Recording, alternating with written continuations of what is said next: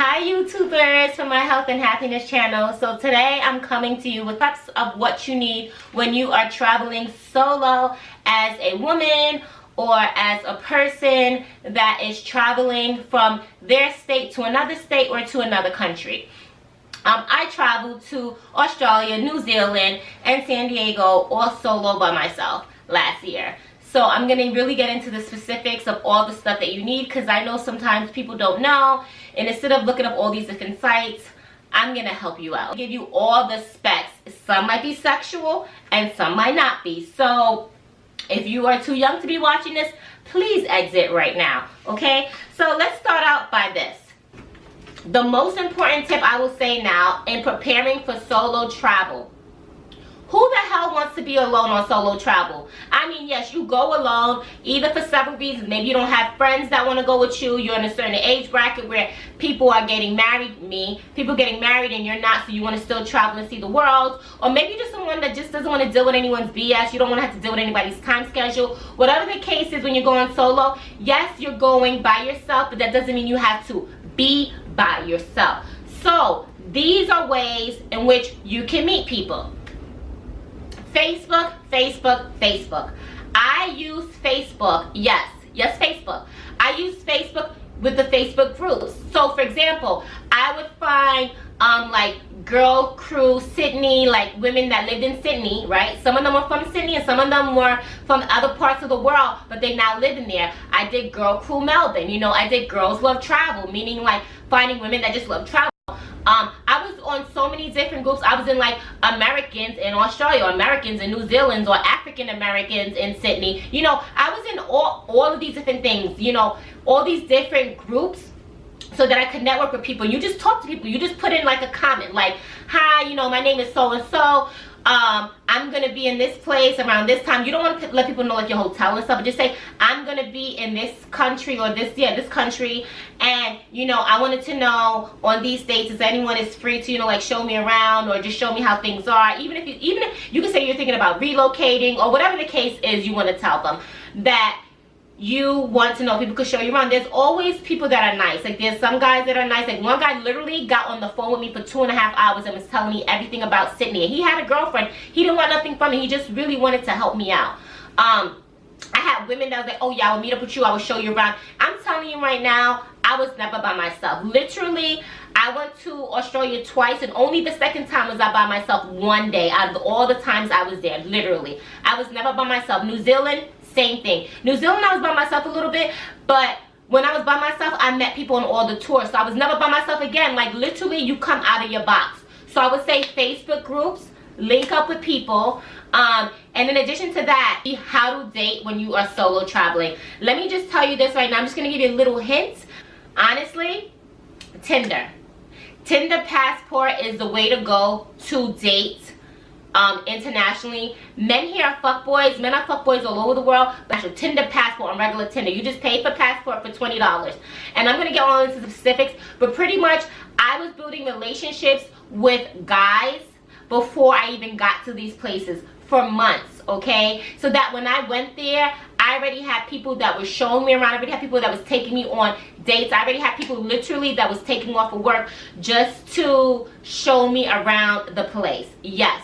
So Tinder Passport was doing the entire most. Like I said, Kara was not alone, okay? Kara literally was living her best life in 2017. You could not tell me nothing, because literally Kara had more than her groove back. Kara was like reloaded 2030. It's not even here yet, but that's where I was at on my trip, okay? I was doing too damn much and I need to sit forever.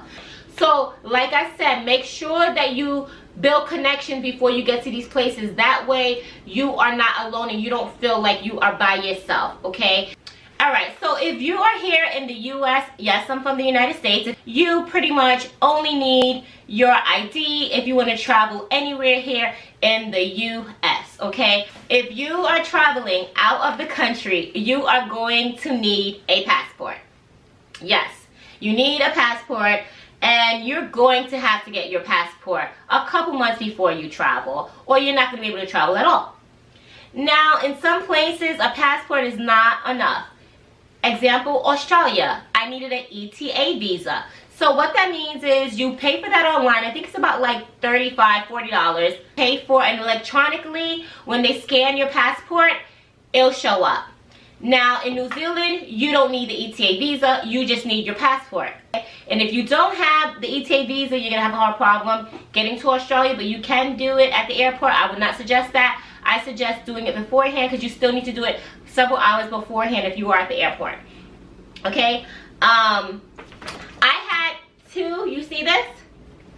And this is literally the restriction to go on board, right? I had this one, and then I had one that I was carrying beneath. I did have one going beneath.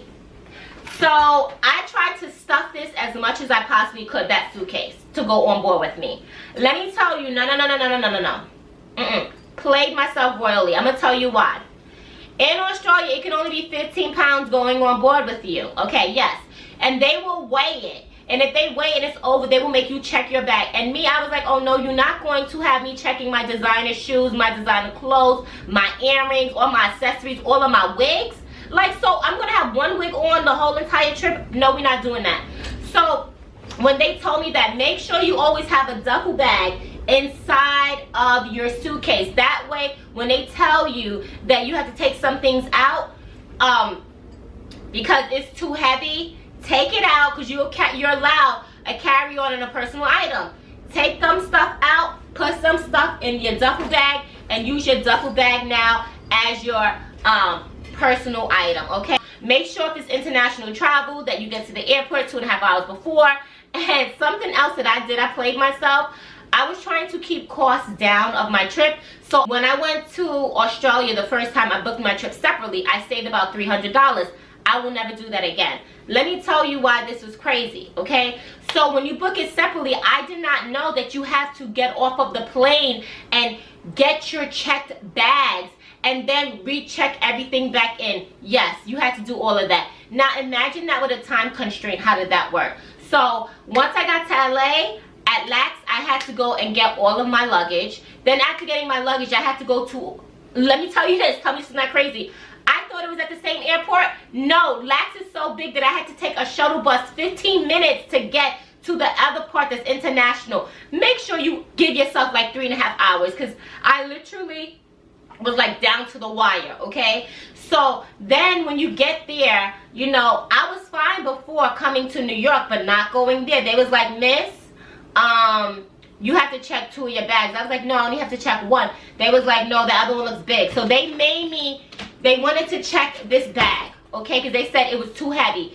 So pretty much I had to take mad things out of the bag, put it in the other bag, and then like I said, have my duffel bag and stuff my duffel bag. I was pissed. Now, if it was already checked in before, I would have had that problem because they would have already seen my check bag and they wouldn't have seen it as like I had 3 bags. They were like, oh, she only has like 1, you know, carry-on and 1 personal item. But I felt like all of my luggage looked too much to them, so they was like, I need to check 2 of them. So don't do that. And when they made me check, I had to pay for 1.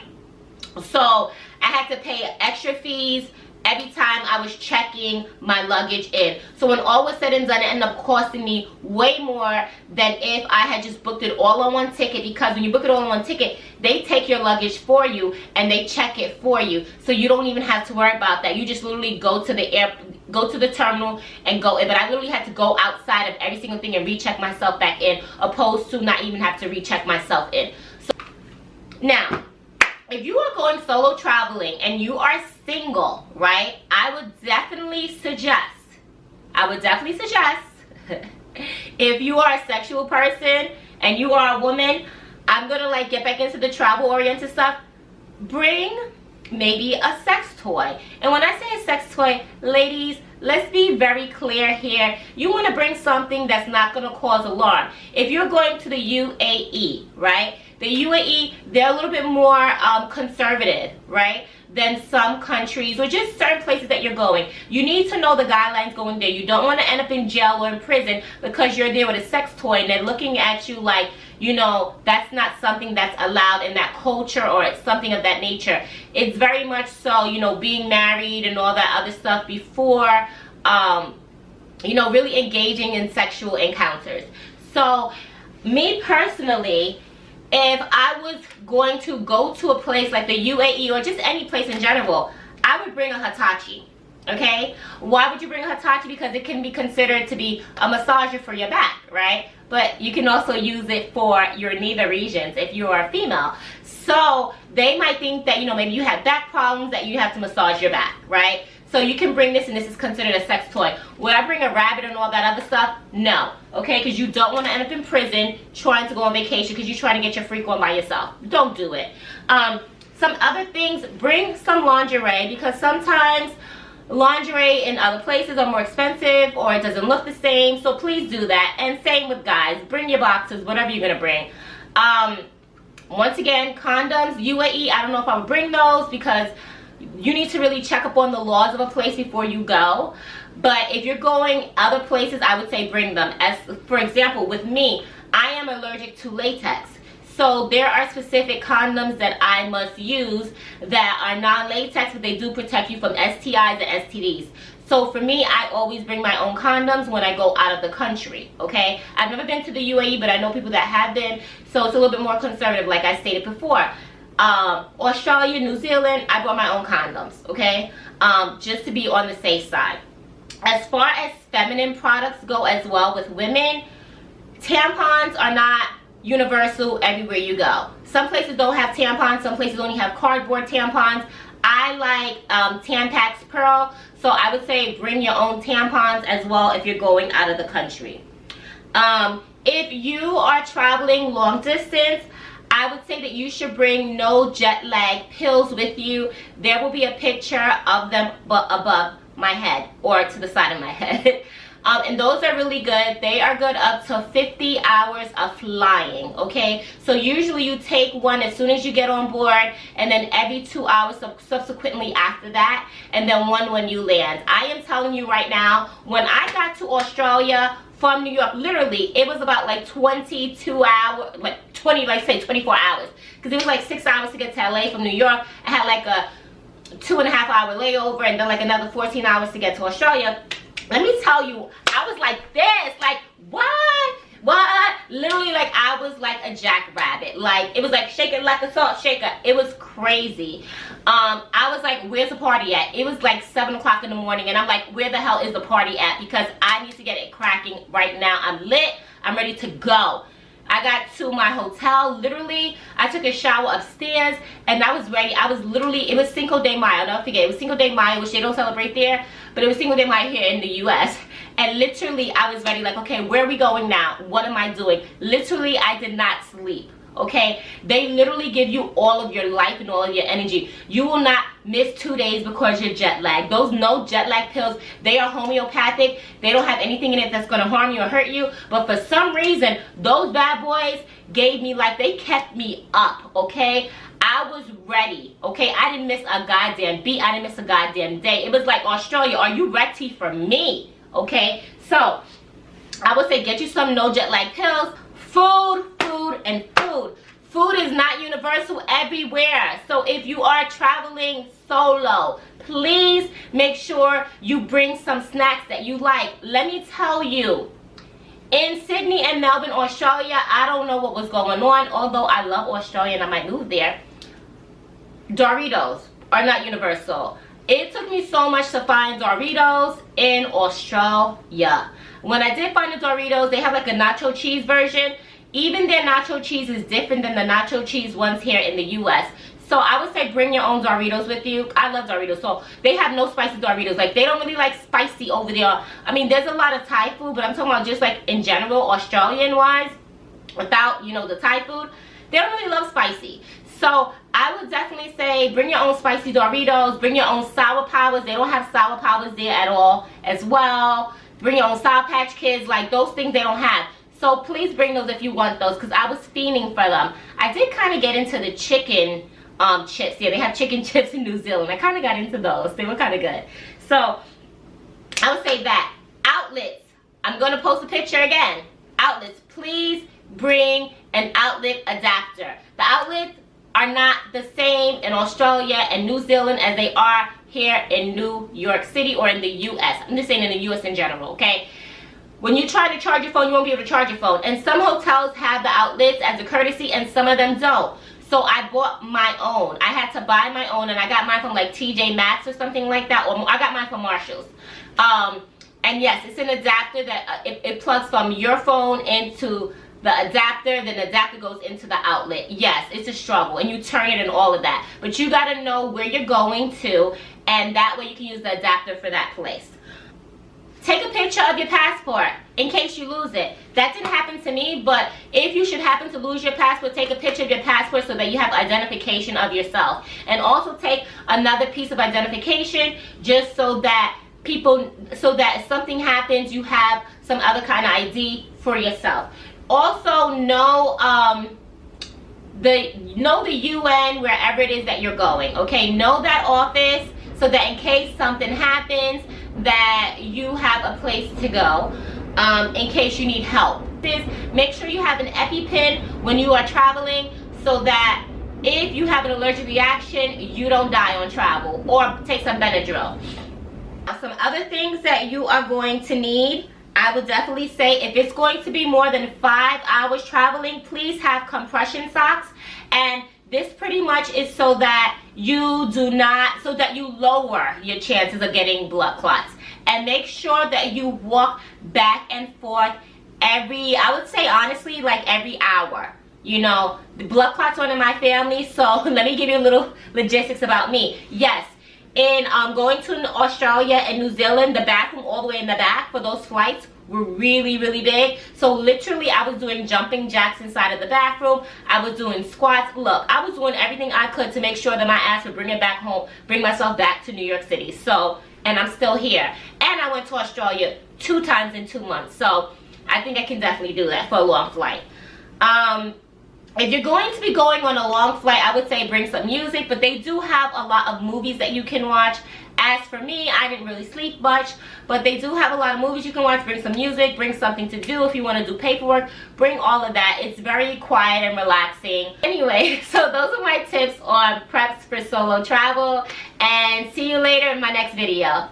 Bye everyone. And like I said, make sure you bring some lingerie and all that, because look, you don't know what you're gonna do when you're there, okay? And you want to make sure that you're sexy. Who knows, you might find a bae that will be an international bae that will come back with you, or you might go back with them. I don't know, but I'm just saying, okay? Because I don't like the men here in the US that much. Well, I don't like the East Coast men. The West Coast men are okay, but I'm telling you, international baes are everything. That Australian accent and that British accent,